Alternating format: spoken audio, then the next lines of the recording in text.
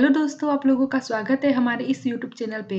आज मैं आप लोगों को डीएलएड फर्स्ट सेमेस्टर के राजन सीरीज विज्ञान सब्जेक्ट साइंस सब्जेक्ट का पार्ट 2 लेके आई हूँ। पार्ट 1 में मैंने आप लोगों को इसमें से जो बहुविकल्पी प्रश्न आप लोगों को मैं बताई थी, बहुविकल्पी प्रश्न स्टार्टिंग में है, फिर अतिलघुत्तरी प्रश्न है, फिर दीर्घोत्तरी प्रश्न है।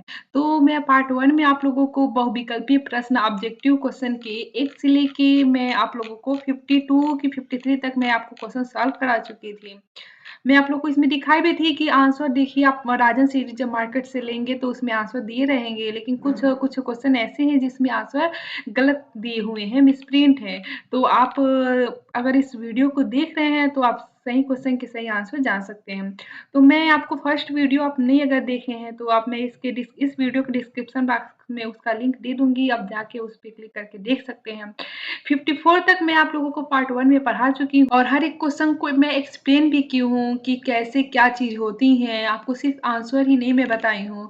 और देखिए, आज मैं 55 से स्टार्ट करूँगी और ऑब्जेक्टिव क्वेश्चन मैं आज खत्म कर दूँगी, क्योंकि ज़्यादा ऑब्जेक्टिव क्वेश्चन नहीं है। देन फिर मैं नेक्स्ट वीडियो में अतिलघुत्तरी प्रश्न सॉल्व कराऊँगी। ठीक है, तो बिना वेट किए हम देखते हैं क्या कहता है हमारा नेक्स्ट क्वेश्चन। 55 क्वेश्चन हमें 55 क्वेश्चन से देखना था। देखिए 55 क्वेश्चन क्या कहता है कि कंडरा जोड़ता है, ठीक है? तो कंडरा किसको-किसको जोड़ता है? तो हम जानते हैं कि हमारे शरीर में जो पेशियाँ होती हैं, उनको हड्डियों से जोड़ने का काम कंडरा करता है। तो कंडरा का काम क्या है? पेशियों को हड्डियों से जोड़ना या हड्डियों को पेशियों से जोड़ना। तो हम देखेंगे ऑप्शन में कहीं कुछ ऐसा है, तो यहाँ पे अ में दिया हड्डियों को हड्डियों से, तो ये गलत होगा। पेशियों को पेशियों से, ये भी गलत है। तंत्रिका तंत्र को पेशी से, ये भी गलत है। पेशियों को हड्डियों से, ये बात सही है। देखिए यहाँ पे लिखा है, तो ड वाला आपका ऑप्शन सही है। नेक्स्ट क्वेश्चन देखिएगा, नेक्स्ट क्या है 56। हमारे शरीर की सबसे छोटी हड्डी है। तो हमारे शरीर की सबसे छोटी हड्डी कान की हड्डी होती है, जिसे हम स्टेपीज कहते हैं। तो देखिए यहाँ पे आंसर आपका स लिखा है और स में क्या है? इंकस, जो कि गलत है। आपका सही आंसर क्या होगा? स्टेपीज। ये आंसर गलत है, आप ध्यान रखिएगा। देखिए मैं आपको ऊपर ही बताई हुई हूँ कि इसमें राजन सीरीज में बहुत सारे क्वेश्चन क्या है, गलत गलत आंसर दिए गए हैं। और बहुत सारे स्टूडेंट ऐसे हैं जो एग्जाम के टाइम आपको सीरीज ही प्रेफर करते हैं, चाहे वो पवन सीरीज हो या राजा सीरीज हो। तो आप इस चीज को ध्यान में रखिएगा कि क्वेश्चन के आंसर सही सही लिखे हों। तो चलिए ठीक है, यहाँ पे आप जान गए कि 56 का आंसर क्या होगा? स्टेपीज। स्टेपीज क्या कहाँ होता है? कान में पाया जाता है, जो कि हमारे शरीर की सबसे छोटी हड्डी होती है। और अगर आपसे पूछ लिया जाए कि हमारे शरीर की सबसे बड़ी हड्डी कौन सी है, तो हमारे शरीर की सबसे बड़ी हड्डी फीमर होती है। देखिए यहाँ पे ब मिल दिया है, फीमर।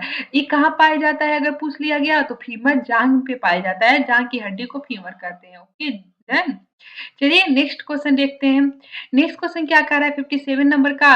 निम्न में से कौन सा रोग विटामिन की कमी से होता है? तो कौन सा रोग विटामिन की कमी से होता है? अब देख लें, क्योंकि विटामिन की कमी से हमारे शरीर में बहुत सारे विटामिन होते हैं। कौन-कौन से विटामिन होते हैं?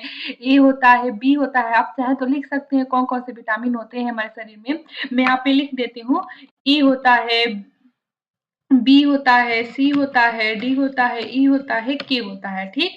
ये हमारे शरीर में विटामिन होते हैं। और बी में भी आप इसमें भी देखेंगे कि बी में भी बहुत सारे विटामिन आते हैं। बी1 आता है, बी2 आता है, बी3 आता है, ऐसे करके बी12 तक आता है। तो सबके नाम भी हैं, अलग-अलग नाम हैं। तो इन सब के अलग-अलग विटामिन की कमी से अलग-अलग रोग होते हैं। तो हम पहले ऑप्शन यहाँ पे पढ़ना ज़रूरी है कि कौन-कौन से यहाँ पे रोग के नाम दिए गए हैं। तो यहाँ पे हम देखेंगे तो अ में लिखा है अपूर्णता रोग, बी में ब में लिखा है कैंसर, स में लिखा है टीबी और द में लिखा है कोई नहीं। तो यहाँ पे आपका सही आंसर होगा अ। अपूर्णता रोग होता है विटामिन की कमी से। इसमें आंसर आपका अ होगा, ठीक? नेक्स्ट क्वेश्चन देखते हैं। नेक्स्ट क्वेश्चन क्या कह रहा है कि 1 गज बराबर है। 1 गज कितने के बराबर होता है? तो 1 गज 3 फुट के बराबर होते हैं। ये आपका आंसर सही होगा, ठीक? नेक्स्ट क्वेश्चन देखते हैं। नेक्स्ट है क्या कह रहा है नेक्स्ट क्वेश्चन हमारा? इसको मैं इरेज़ कर दूँ और थोड़ा इसको स्क्रॉल करके ऊपर चली जाऊँ। हाँ, अब बताइएगा 59 हमारा नेक्स्ट क्वेश्चन है। 59 में क्या कह रहा है कि भूमि से जल एवं खनिज लवणों का अवशोषण करती है, ठीक? तथा पौधों की भूमि में स्थिर रखती है। इस ऑप्शन में से कौन-सा ऐसा चीज़ है, बताना है आपको, कि जो भूमि से जल व खनिज लवणों का अवशोषण कर रही है? तो कौन करता है? पौधों का कौन-सा पार्ट्स है? तो जड़। जड़ ऐसा पार्ट्स है जो जल और खनिज लवणों को अवशोषित करता है और पौधों तक पहुँचाता है, ठीक? और पौधों को भूमि में स्थिर रखने का काम करता है, ठीक? नेक्स्ट क्वेश्चन देखिएगा यहाँ पे क्या लिखा है, जलीय कीटभक्षी पौधा है, तो इसका आंसर आपका कौन-कौन सा दिया है? पहले ऑप्शन पढ़ लेते हैं, ड्रोसेरा दिया है, नेफेंथिस दिया है, यूट्रिकुलेरिया दिया है और ये सभी। तो आपका इसका सही आंसर स होगा यूट्रिकुलेरिया, क्योंकि यही आपका एक ऐसा कीटभक्षी पौधा है जो जलीय है, ठीक? नेक्स्ट क्वेश्चन देखते हैं, नेक्स्ट क्वेश्चन क्या कहता है कि एक बीजपत्री पौधों की विशेषता है। 61 वाला आपका क्वेश्चन कह रहा है कि एक बीजपत्री पौधों की विशेषताएँ हैं। तो इसको पढ़ते हैं कौन-कौन सा ऑप्शन दिया है। इनकी पत्तियों में समांतर शिरा विन्यास पाया जाता है। बीजों में ब वाला ऑप्शन है, बीजों में केवल एक बीजपत्र मक्का, धान, गेहूँ पाया जाता है। स में है अ और ब दोनों, द का है इनमें से कोई नहीं। तो इसका आंसर होगा आपका दोनों। इनकी पत्तियों में समांतर शिरा विन्यास भी होता है और बीजों में केवल एक बीजपत्र पाया जाता है, ठीक? क्योंकि आपको क्वेश्चन में दिख रहा होगा क्या यहाँ पे लिखा है कि एक बीजपत्री पौधा। अगर द्विबीजपत्री पौधा लिखा रहता तो इसमें क्या होता 2 बीजपत्र पाया जाता, लेकिन एक बीजपत्री लिखा है तो इसमें केवल एक बीजपत्र पाया जाएगा और इसका नाम भी लिखा है, आप इस नाम को ध्यान से नोट कर लीजिएगा कि कौन-कौन से ऐसे पौधे हैं जिन्हें एक बीजपत्री पौधे कहते हैं। तो आप इनको ध्यान में रखे रहिएगा, ये ऐसे भी पूछा जा सकता है आपसे। तो इसका सही आंसर क्या होगा? स होगा, अ और ब दोनों क्या है? सही है। नेक्स्ट क्वेश्चन देखिएगा, नेक्स्ट क्वेश्चन क्या कहता है? नेक्स्ट क्वेश्चन है 62 आपका कि द्विबीजपत्री पौधे देखिए यहाँ पे अभी मैं बता भी रही थी आपको द्विबीजपत्री और यहाँ पे आ भी गया। द्विबीजपत्री पौधों की क्या विशेषताएँ हैं? तो इसका आप ऑप्शन पढ़ते हैं। आपका अ ऑप्शन क्या कह रहा है कि इनकी पत्तियों में जालिकावत शिलाविन्यास पाया जाता है। बिल्कुल सही, इनकी पत्तियों में जालिकावत शिलाविन्यास होता है, ठीक? तो ब ऑप्शन क्या कह रहा है कि बीजों में 2 बीजपत्र पाया जाता है, तो हाँ, अभी हम देखें कि द्विबीजपत्री लिखा है तो 2 बीजपत्र पाया जाएगा, एक बीजपत्री लिखा होगा तो 1 बीजपत्र पाया जाता। तो ये भी आपका आंसर क्या है? सही है। देख लीजिए ब्रैकेट में जो-जो दिया है वो सारी चीज़ सही है ना? द्विबीजपत्री पौधों के ही एग्ज़ाम्पल है ना? तो 2 दाल, चना, मटर, सरसों ये सब चारों के चारों क्या हैं? द्विबीजपत्री पौधों के एग्ज़ाम्पल्स हैं। तो आप इन्हें भी नोट डाउन कर लीजिएगा, हाइलाइट कर लीजिएगा कि कौन-कौन से पौधे द्विबीजपत्री पौधे में आते हैं। तो ये दोनों ही आंसर सही हैं, तो इसका सही आंसर ऑप्शन क्या हो जाएगा? स। अ और ब दोनों, ठीक? नेक्स्ट क्वेश्चन देखते हैं कि नेक्स्ट क्वेश्चन क्या कहता है, इसको मैं स्क्रॉल कर लूँ। नेक्स्ट क्वेश्चन है आपका 63 की जड़ों के प्रकार हैं। तो पढ़ते हैं इसमें क्या-क्या ऑप्शन दिया है। अ है मूसला जड़, ब अपस्थानिक जड़, स है अ और ब दोनों और द है इनमें से कोई नहीं। तो आपका मूसला जड़ भी जड़ का प्रकार है और अपस्थानिक जड़ भी क्या है? जड़ का प्रकार है। तो दोनों ही आंसर सही है, तो इसमें आंसर आपका राइट होगा, ओके। नेक्स्ट क्वेश्चन देखते हैं कि नेक्स्ट क्वेश्चन क्या कहता है। 64 है अपेंडिक्स। अपेंडिक्स ब्रैकेट में क्या लिखा है? कृमि रूप परसेसिका जो कि बड़ी आंत का भाग है। बड़ी शाकाहारी पशुओं में यह विकसित होता है तथा इसमें सेल्यूलोज का पाचन होता है। यह कैसा अंग है? तो इसमें जो अपेंडिक्स होता है ना वो अवशेषीय अंग होता है। चलिए देख लेते हैं, ऑप्शन भी देख लेते हैं हम। अवशेषीय अंग लिखा है, देखिए लिखा भी अवशेषीय अंग, समरूप अंग, जन्मजात अंग ये सभी। तो इसका आपका सही आंसर क्या हो जाएगा? अवशेषीय अंग, ओके। तो यहाँ पे अब नेक्स्ट क्वेश्चन देखते हैं, नेक्स्ट क्वेश्चन क्या कहता है, यहाँ तक डन है? नेक्स्ट क्वेश्चन देखिए। 65 क्या कह रहा है कि पौधों में वाष्पोत्सर्जन की क्रिया होती है। वाष्पोत्सर्जन मतलब होता है कि वाष्प का उत्सर्जन जो है वो कहाँ से होता है? पौधों के किस पार्ट से होता है? तो पौधों के पररंध्र द्वारा होता है, पत्तियों द्वारा होता है। तो ये आपका ए वाला आंसर सही होगा, स्टोमेटा, जिसे स्टोमेटा भी कहते हैं। तो ये भी आप ध्यान रखिएगा, स्टोमेटा द्वारा पौधों में वाष्पोत्सर्जन की क्रिया होती है, ठीक? नेक्स्ट क्वेश्चन देखिएगा, नेक्स्ट क्वेश्चन क्या कहता है कि लाइकेन है। तो लाइकेन क्या है? इसका ऑप्शन पढ़ते हैं क्या-क्या दिया है, क्योंकि लाइकेन बहुत सारी चीज़ें उसके अंदर क्वालिटी हो सकती है। अब कौन सी क्वालिटी इसके ऑप्शन में दिया है उसको हम देखते हैं। तो लाइकेन अ दिया है परजीवी, ब दिया है सहजीवी, स दिया है मृतोपजीवी, द दिया है ये सभी। तो लाइकेन एक सहजीवी पौधा है, क्या है? सहजीवी है। अब आप कहेंगे कि मैम ये सहजीवी क्या होता है? तो आप पहले समझिएगा कि ऐसे जीव जो एक दूसरे पे निर्भर होते हैं उन्हें सहजीवी कहते हैं, ठीक? अगर आप यही पूछ लिया जाए कि परजीवी क्या होता है तो ऐसे जीव दूसरों जीव पर निर्भर होते हैं उन्हें परजीवी कहते हैं। अब इन दोनों में डिफरेंस क्या है? आप पूछेंगे मैम इन दोनों में डिफरेंस क्या है कि दोनों ही जीव क्या हो रहे हैं? दूसरे पे निर्भर हैं। तो इन दोनों में डिफरेंस क्या है? तो ध्यान से समझिएगा। जो परजीवी परजीवी होते हैं, वो दूसरे पे जीव पे तो निर्भर होते हैं, दूसरे जीव पे तो निर्भर होंगे, लेकिन जो दूसरा वाला जीव है, ज़रूरी नहीं है कि वो इस जीव पे निर्भर हो ही हो, ठीक? ज़रूरी नहीं है। इस वजह से ऐसे जीव जो दूसरों पे निर्भर होते हैं, सिर्फ़ दूसरों पे कोई ज़रूरी नहीं है कि जो दूसरा वाला जीव है, इन पे निर्भर हो, तो ऐसे जीव को परजीवी कहते हैं और सहजीवी ऐसे जीव को कहते हैं, जो जीव दूसरे जीव पे निर्भर हो और दूसरा वाला जीव इस पहले वाले जीव पे निर्भर हो। तो अगर दोनों जीव एक दूसरे पे निर्भर है, तो उन जीवों को हम क्या कहेंगे? सहजीवी कहेंगे, ओके?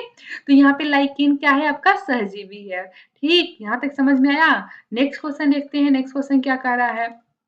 नेक्स्ट है 67 नंबर का कि परजीवी पौधा। देखिए यहाँ पे आ गया परजीवी पौधा मीन्स ऐसे पौधा जो दूसरों जीव पर निर्भर होता है, सिर्फ दूसरों पर निर्भर होता है, तो उन पौधे कौन से हैं? तो इसका ऑप्शन पढ़ते हैं क्या-क्या लिखा है। तो अ है अमरबेल, ब है चंदन, स है रिफ्लेशिया और द है ये सभी। तो आपका ये तीनों के तीनों क्या है? परजीवी है। तो इसलिए आपका आंसर कौन-सा होगा? द होगा ऑल, ओके। नेक्स्ट देखिएगा नेक्स्ट 68 नंबर का क्वेश्चन क्या कह रहा है कि कीट भक्षी पौधे कीटों का भक्षण नाइट्रोजन की कमी को पूर्ण करने के लिए करते हैं। कीट भक्षी पौधे हैं तो इनमें से बताना है आपको ना कि इनमें से जो भी ऑप्शन दिया है उनमें से कौन सा कीट भक्षी पौधा ऐसा है जो नाइट्रोजन की कमी को पूर्ण करने के लिए कीटों का भक्षण करता है। तो यहाँ पे कौन सा पौधा ऐसा है? तो ये सभी जो आपका ये सभी जो क्या दिया है यहाँ पे द दिया है ना धन। नेक्स्ट क्वेश्चन देखते हैं कि नेक्स्ट क्वेश्चन हमारा क्या कह रहा है 69 नंबर का स्वपोषी स्वपोषी किसको कहते हैं कि वे पौधे जो अपना भोजन स्वयं बनाते हैं, ठीक? तो पौधे ऐसे हैं जो अपना भोजन स्वयं बनाते हैं किसका हेल्प लेके? जल और सूर्य के प्रकाश की हेल्प से, ओके। तो पौधों को हम क्या कहते हैं? स्वपोषी कहते हैं। तो यहाँ तक क्लियर? नेक्स्ट क्वेश्चन देखते हैं नेक्स्ट क्वेश्चन क्या कर रहा है 70 नंबर का क्वेश्चन क्या कर रहा है कि किस रक्त समूह को सर्वग्राही कहते हैं? तो सर्वग्राही मतलब क्या होता है कि सभी लोगों से ग्रहण करना। सर्व मतलब होता है सभी, ग्राही मतलब होता है ग्रहण करना।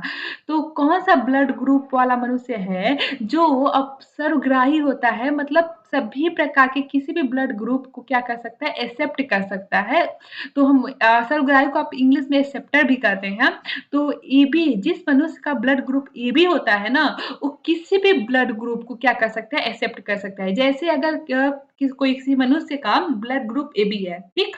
और उसके वो ब्लड की कमी हुई, तो वो चाहे ना तो ए जिस जिस मनुष्य का ब्लड ग्रुप ए है, उसका भी ब्लड उसको दिया जा सकता है, जिस मनुष्य का ब्लड ग्रुप बी है, उसका भी ब्लड दिया जा सकता है और जिस मनुष्य का ब्लड ग्रुप क्या है? ओ है, उसका भी ब्लड उस एबी को दिया जा सकता है। मीन्स एबी जिसका ब्लड ग्रुप है ना, वो सभी ब्लड को एक्सेप्ट कर सकता है।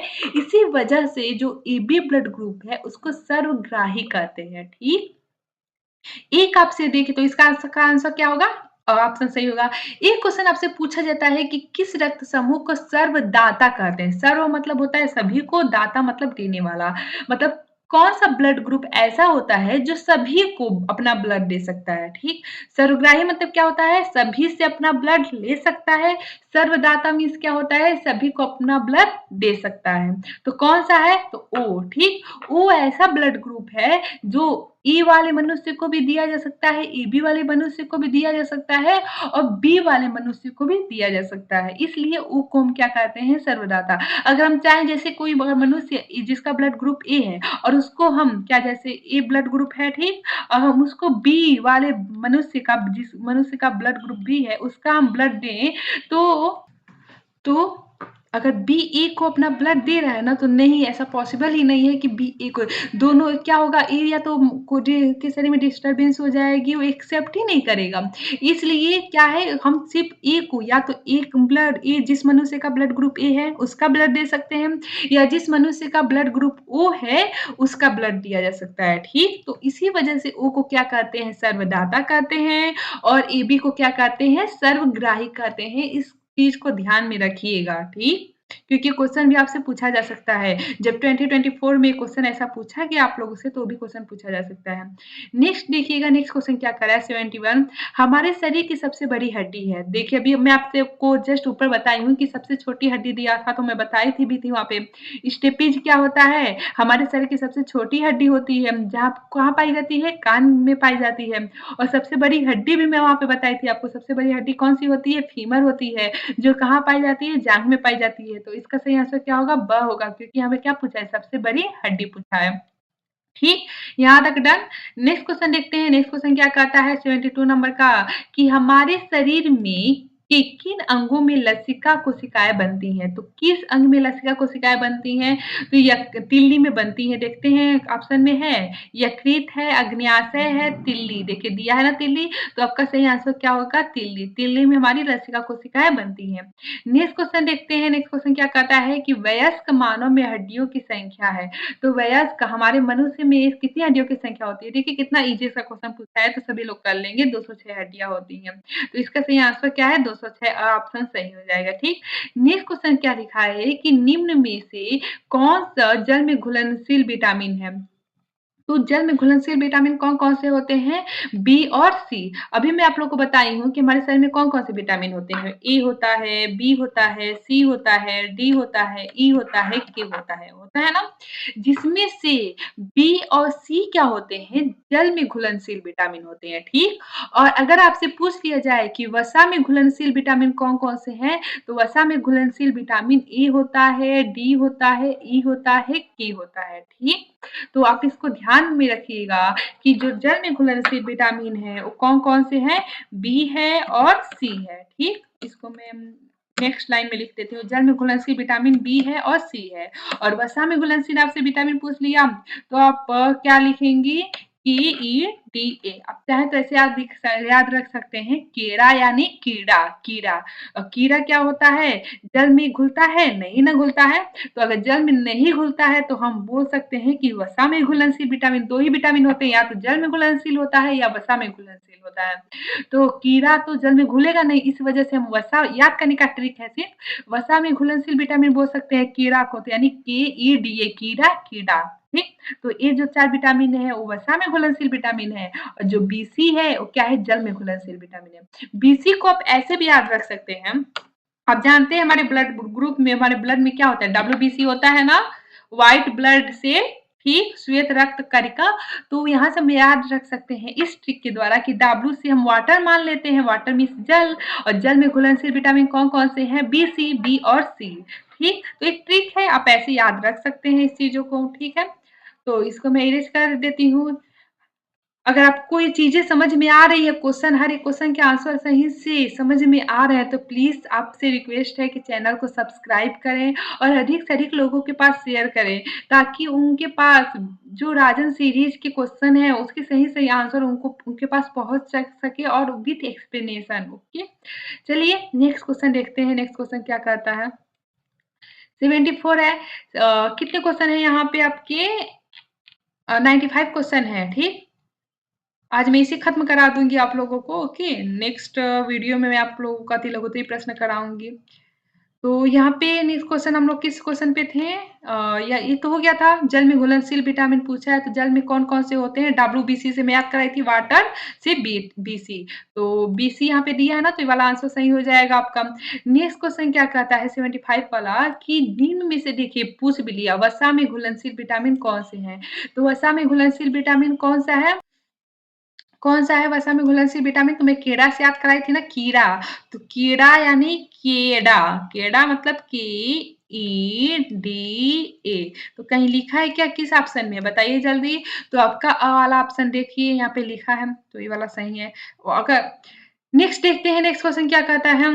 75 तो हो गया, 76 नंबर, स्कर्वी रोग की पहचान है। तो स्कर्वी रोग जो होता है ना, वो हमारे जब मसूड़ों में खून आने लगता है, तो उसी बीमारी को हम स्कर्वी रोग बोलते हैं, जो कि विटामिन सी की कमी से होता है, ठीक? मैं बोली हूँ ना बहुत सारे विटामिन होते हैं, मैं बता भी दी और अलग-अलग विटामिन की कमी से अलग-अलग रोग होते हैं। तो ऐसे स्कर्वी रोग जो होता है ना, उससे क्या होता है, विटामिन सी की कमी से होता है और मसूड़ों में खून आता है। तो देखिए इसमें आपका आंसर सही आंसर अ होगा, इसमें लिखा है ना मसूड़ों से रक्त स्राव मतलब खून का बहना, ठीक?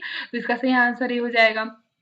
नेक्स्ट क्वेश्चन देखते हैं, नेक्स्ट क्वेश्चन क्या कहता है कि 77 मेरेस्मस तथा क्वासियोरकोर रोग किसकी कमी से होता है? तो जो मेरेस्मस और क्वासियोरकोर रोग होता है ना, वो प्रोटीन की कमी से होता है, तो इसका सही आंसर क्या हो जाएगा? आंसर ऑप्शन नंबर ब, देखिए दिया भी है प्रोटीन, तो इसका सही आंसर ये हो जाएगा। नेक्स्ट क्वेश्चन देखते हैं, नेक्स्ट क्या कहता है कि रक्त दाब मापा जाता है, रक्त का दाब किसके द्वारा? आप सुनते होंगे ना कि कोई मरीज होता है ब्लड प्रेशर मापने के लिए जाता है, तो उसको उसको जो मशीन डॉक्टर जो होते हैं जिस मशीन के द्वारा उसका ब्लड प्रेशर बीपी भी कहते हैं, बीपी नापते हैं ना, किसके द्वारा नापते हैं? उस मशीन को क्या कहते हैं?